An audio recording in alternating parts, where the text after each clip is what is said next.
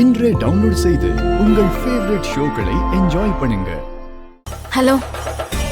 Hi பூமி, நான் உதய் பேசுறேன். சொல்லுங்க. ஒன்றும் இல்லை, நேற்று பொண்ணு பார்க்க வரப்போ நீங்க இல்லைல்ல, கல்யாணம் மட்டும் ஃபிக்ஸ் ஆயிடுச்சு. இந்த கல்யாணம் விருப்பமா இல்லையான்னு தெரிஞ்சுக்கலாம் தான் கால் பண்ணேன்.